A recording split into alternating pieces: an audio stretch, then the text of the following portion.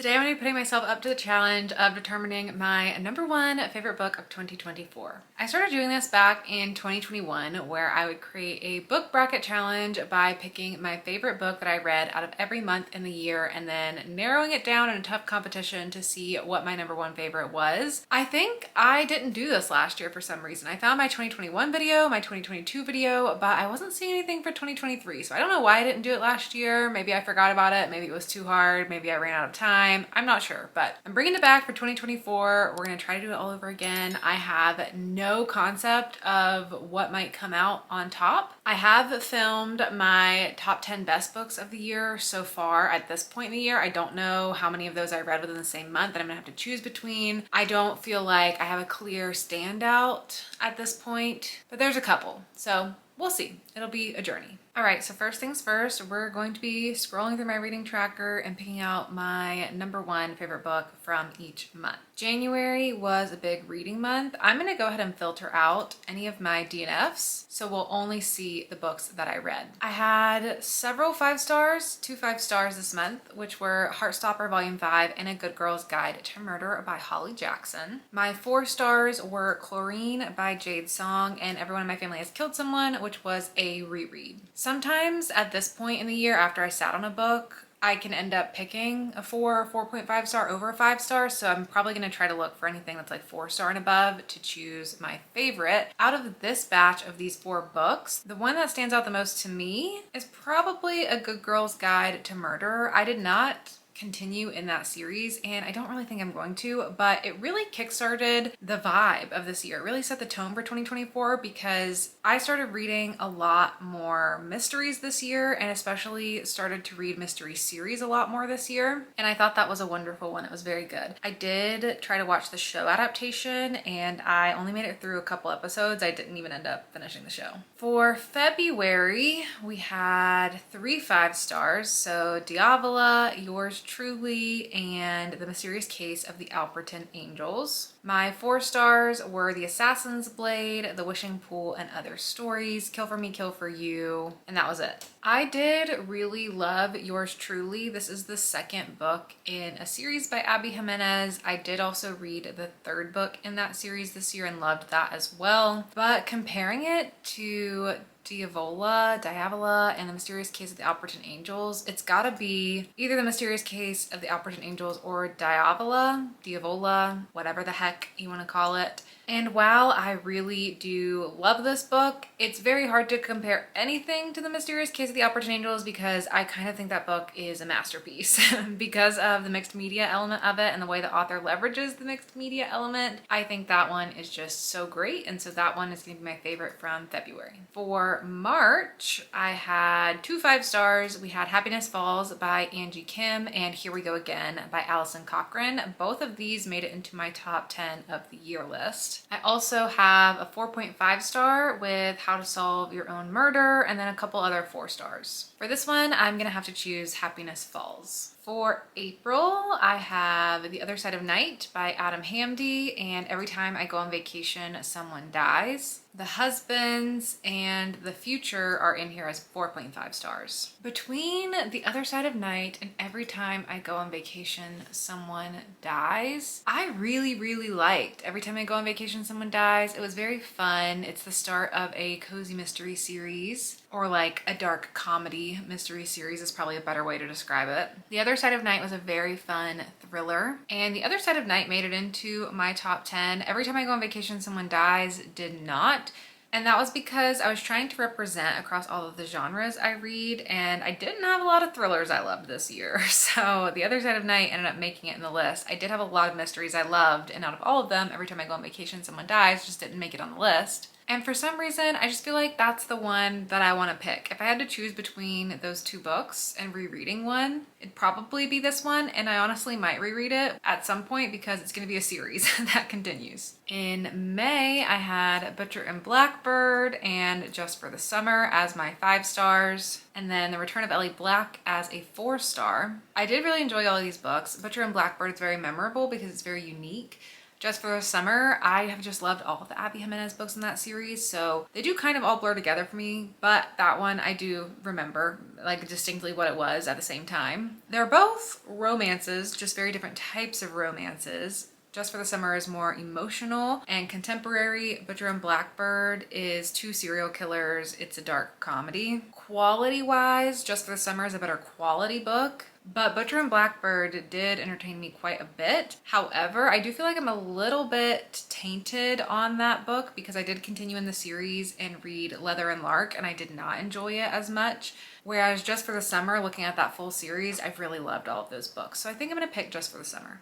In June, we have A Game of Lies and One Perfect Couple and A Quantum Love Story and Elegy for the Undead. I had 4 5 stars this month. A Game of Lies is one of those 5 stars where I just didn't have any complaints in the book. I just thought it was good. It wasn't anything new. It was just perfect for what it was, so I don't feel like that's a favorite. One Perfect Couple, I loved. A Quantum Love Story, I loved. An Elegy for the Undead, I also loved. This was a novella, and I'm okay with that not being in the running, so I'm gonna choose between A Quantum Love Story and One Perfect Couple. Very difficult to compare a thriller to a romance, but I think I'm gonna pick A Quantum Love Story because that one felt more unique. In July, we have The Appeal by Janice Hallett, Miracle Creek by Angie Kim, and Swiped by L.M. Chilton. This one I think is going to be between The Appeal and Miracle Creek. The Appeal was a lot of fun, and I do already have a Janice Hallett book from January. I also already selected an Angie Kim book, Happiness Falls, from earlier in the year as well. So clearly these are just 2 authors I really adore. They are some of my favorite authors right now. And this is a very tough choice to choose between. I think both were really well done mysteries. They were surprising. They were very compelling. I was very invested in them. I think Miracle Creek is written so well. I think The Appeal is structured in such an interesting way through the mixed media. I really don't want to choose between either of these books because I think they're both so good. I think I'm gonna pick Miracle Creek. Nothing I do here would feel right, but that feels okay in this moment.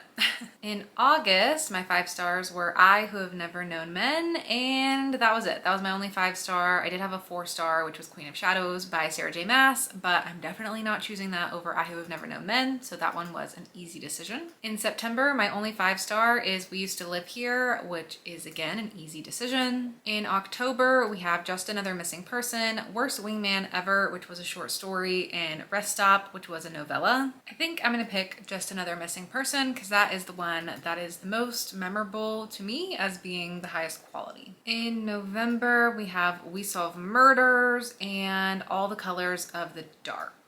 2 very good books, 2 very different types of books. We Solve Murders is the start of a cozy mystery series. All the Colors of the Dark is a very long, emotional literary thriller that has a really great payoff at the end. I feel like this one I'm going to choose based on the which would I reread factor, which is definitely We Solve Murders.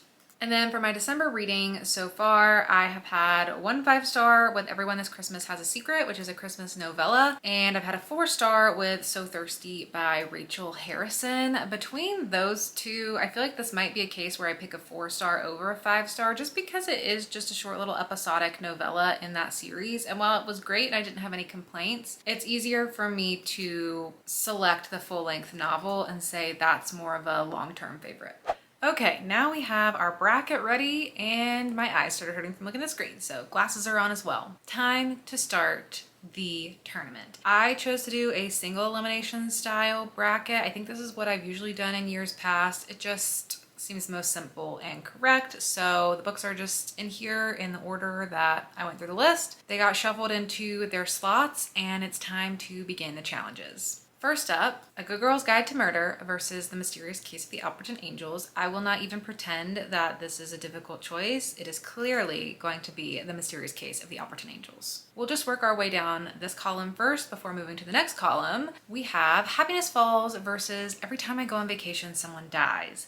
Happiness Falls is a very well written, well put together book. Every Time I Go on Vacation, Someone Dies is a very fun book. Very different types, but if I compare them to all the types of books I've read that sort of feel like the types of book Happiness Falls is, and all the types of books I've read that sort of feel like every time I go on vacation someone dies, these types of mysteries versus these types of more literary mysteries, philosophical mysteries, I do think that Happiness Falls is better. Next is Just for the Summer versus A Quantum Love Story. Thankfully, we've got two romances to compare here, which makes this a easier decision for me. Just for the Summer focuses a lot on the relationship between the protagonists, and the Quantum Love Story does as well, but it also has to do with platonic love. It also has a speculative element to it with a time loop. So Just for the Summer had me more invested in the connection between those two characters, but A Quantum Love Story I felt like was a more well-rounded story. Like, Just for the Summer is perfect for the type of book it is, but A Quantum Love Story is just so great as a package to me. So I'm gonna pick A Quantum Love Story.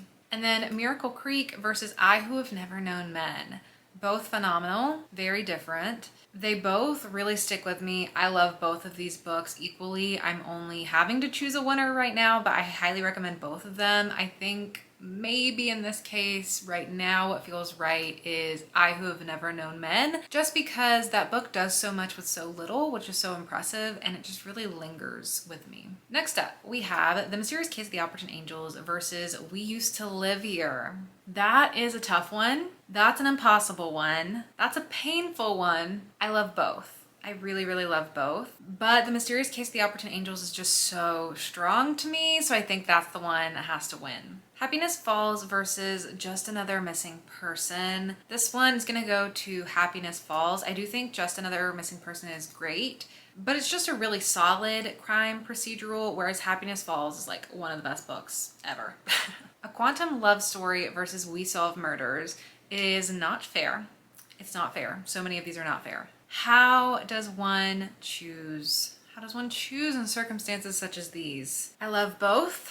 They're both great. I think We Solve Murders was very fun. I'm very excited to continue in that series. I think A Quantum Love Story was great. I'm very excited to read more from this author. There's just something about a book that can really tackle some poignant themes and bring them together that really does it for me, and that I think makes it prevail when it's put up against another book I loved. And so that is going to have to be A Quantum Love Story. And lastly down here is I Who Have Never Known Men versus So Thirsty, which may be kind of obvious because So Thirsty was a 4-star. It was great, but I Who Have Never Known Men is the clear winner here. All right, we're down to the third column. So we have 2 to go before our final matchup. The first one is The Mysterious Case of the Alberton Angels versus Happiness Falls. I'm gonna have to get back to you guys in like 5 business days. I need some time to think about this. I'm just kidding. I clearly don't have 5 business days to decide, but wow, what a tough matchup. I love them both and I want them both to win. Can't everybody win? Why can't we all win? Why must there only be one favorite book? Why? Maybe this is why I didn't do this last year, because it's too hard. It's too hard to choose between my favorite children. I just truly, truly love these books both so much, and they're both so impressive to me. They're both so memorable to me. I was so invested in both of them. I wish I wrote both of them myself. I don't know. I think I'm gonna regret this as soon as I do it. There's no good answer. There's no good choice. There's no good path. But I don't know. I've talked about both of these so much all year, but something about The Mysterious Case of the Alberton Angels just feels right to me. So that's what we're gonna go with. And then A Quantum Love Story versus I Who Have Never Known Men. Ow. Ow, ow, ow, ow, ouch. This hurts me to do. There's just something inside of you that knows sometimes, and when you hear that little flicker of a voice, you just have to go with it in situations like this, and so I'm picking A Quantum Love Story.